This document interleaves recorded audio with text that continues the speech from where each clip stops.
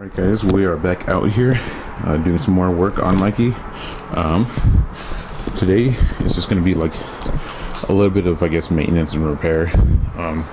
Today I'm going to be changing the thermostat out, and I'm going to be showing you guys how to do that, as well I guess how to flush your coolant, because that's part of it. All the stuff we need is pretty much over here. I have these two bottles of G13 coolant that you need to use in Volkswagens. People will say that you have to use these. I use it just because, might as well.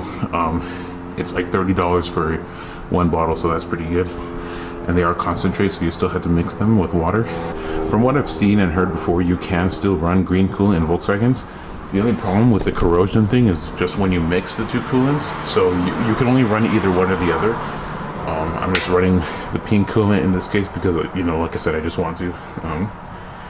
So yeah, two of these, because they do take about 5.5 liters. I've seen a lot of things, and it's about like 6 quarts. So 6 quarts of coolant, distilled water, so we can mix it. We have our little tray right here that we're going to dump our old coolant, and of course the thermostat over here. So here is our new thermostat. I do have one that has a replacement seal. The thermostat is what lets the coolant flow into the radiator when the engine has reached its optimal temperature. What happens is that when the car is still cold, the thermostat will stay closed, and then all that coolant will be circulating around the block. And once it has reached the proper temperature, the thermostat over here will open up and let all the coolant through the radiator, thus cooling it down, maintaining it at the temperature it's supposed to be. The way you can tell that you have a bad thermostat, like in my case, your car is gonna not warm up all the way. Well, first of all, it'll take a really long time for it to actually start heating up, and it won't warm up all the way. And as you can imagine, that's pretty bad for the engine, running it without having it warmed up all the way. So here we're gonna go ahead and change our thermostat.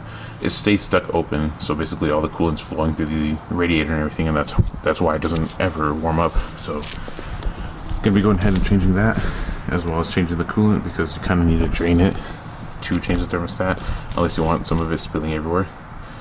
Obviously I have it jacked up here.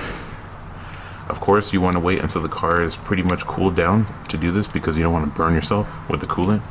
So yeah, I'm gonna go ahead and start draining the coolant, show you guys how to do that, and then we'll start getting ready to put the new thermostat in.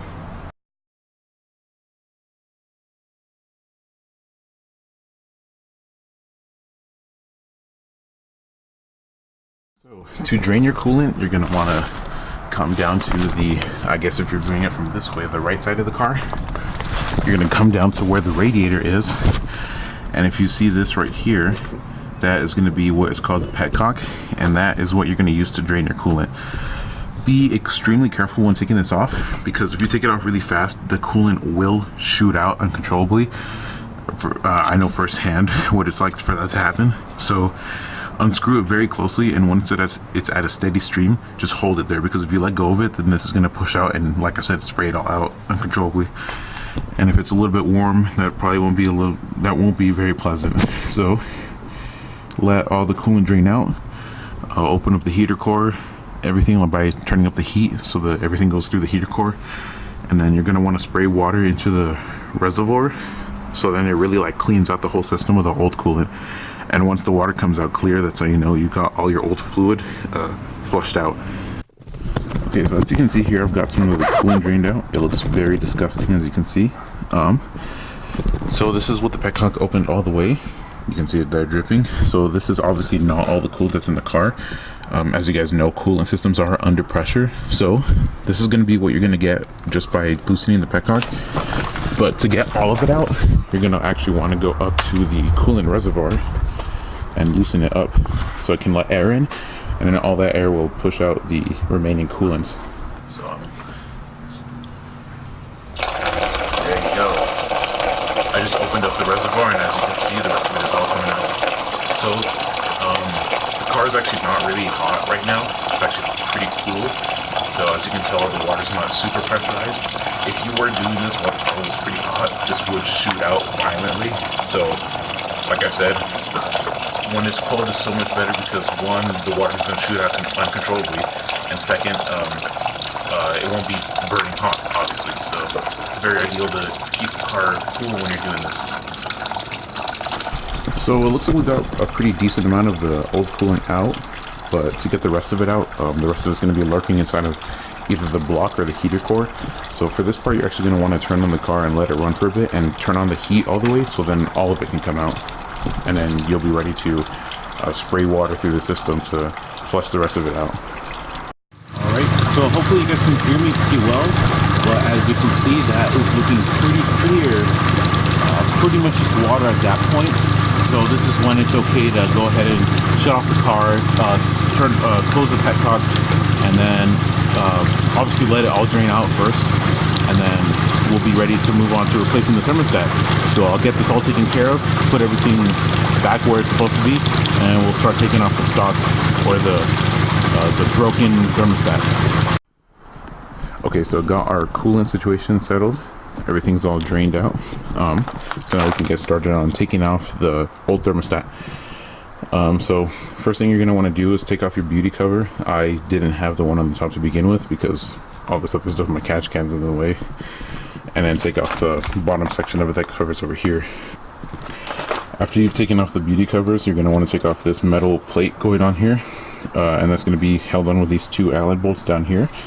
And then also take off this line right here with these two bolts right there, and then you can take all this off, and then you can actually reach the thermostat through there. So I'll go ahead and take that off and then show you guys basically what's going on in there.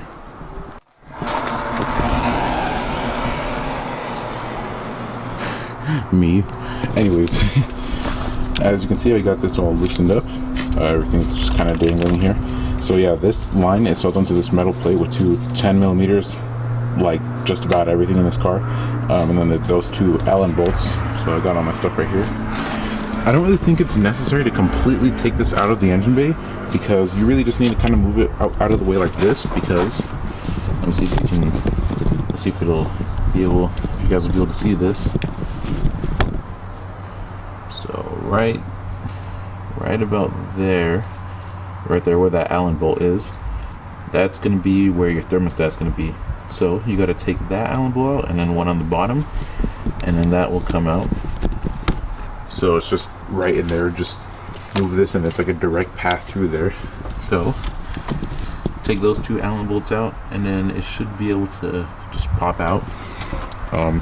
The thermostat itself is probably going to be stuck in there because of the seal. It's going to be keeping it in there. So once you remove that, just take the seal out, and then you can take out the thermostat. So I'll try to get that in there, because I can already tell it's going to be kind of hard to get those to those bolts. So I'll get that taken care of, and then I'll update you guys once it's out. Okay guys, Angel's here. Y'all haven't seen him in a fat old minute, but yeah, he's here because if you guys didn't know, today's my birthday. But this is probably going to go a week after this. Yeah, this is probably going to be going up like a couple weeks after my birthday. Just January 13th. Yeah, January 13th is my birthday. January 13th. Yeah. But finally got the old thermostat off. Is this the old one? Yeah. Yeah. Yeah, so yeah, it's clearly like open. Here's the new one. That's nice and not closed. open. Yeah. This was so annoying to do. I was able to get the just plug the flashlight down there. There we go. Oh yeah, you can see that. Probably gonna need to like rinse that out, because yeah, probably not supposed to be green. But yeah, the top bolt was really easy to get. Obviously the bottom bolt was super annoying. Ended up having to take off the alternator, but I didn't pull it out completely because it doesn't fit unless you take off the throttle body, and obviously I didn't want to do that. So I just took off the alternator, just kind of let it sit there, and was able to get that off. So if you're doing this, I did see a video where a guy did it without removing the alternator, but I highly recommend just take off the alternator. So yeah, you don't have to spend hours, because remember when I started this video it was bright as fuck, right? It was like 1 o'clock or something like that. Now it's like fucking 5:40. Almost 6. Almost 6. And yeah, so yeah, definitely just get the alternator off. It'll save you so much more trouble. Trust me, it seems hard, but just do it. It's definitely the smart idea. So yeah, it comes off with this little seal. So literally, once you get the stock one off, just put the new one back in, and then installation is just the reverse of taking it off. And just so you know, the alternator, to take it off, there's going to be two like long 13mm bolts, and then yeah, it helps if you take off the tensioner, and that also has three 13mm bolts on it. And then there's on this, the alternator itself is just going to be the plug.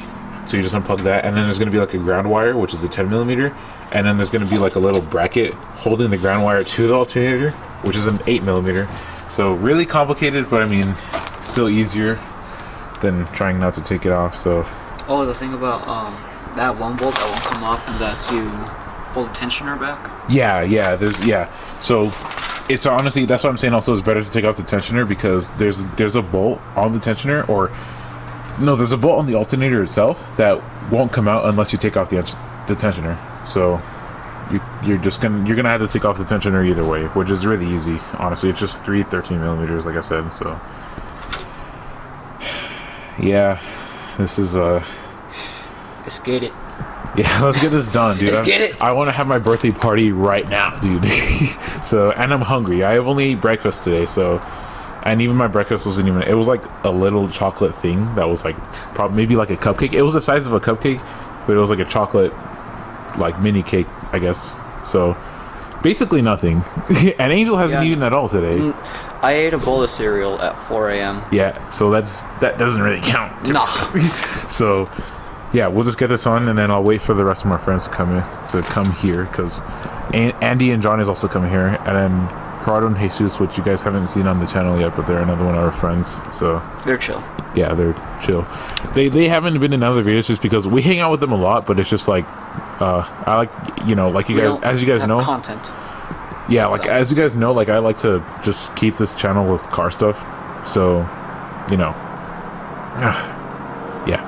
And they're not car guys, so they don't really like do that. So, anyways, we're gonna put this on, and then we'll be done. I'll show you guys once it's all put back together. Let's get it. Alright guys, we made a bonfire for my birthday in my backyard. No, stop. Play it in. We gotta go back. We gotta redo this. No, it's okay. I don't mind. No, I honestly don't want to do it again. So. You have to do it again. Yeah, we gotta do it again. Nah, I don't want to. We gotta. Nah, I don't want to though. You out of here. It's already going. It's already on. Let's gather around the campfire and sing our campfire song. Our CAMPFIRESONG song. And if you don't think we can sing it faster, then just sing you're wrong. Just sing you're wrong. Bum, bum. CAMPFIRESONG song. CAMPFIRESONG song. And if you can sing it faster, then sing you're wrong. Don't do that. CAMPFIRESONG song. Okay, do we out here? Good!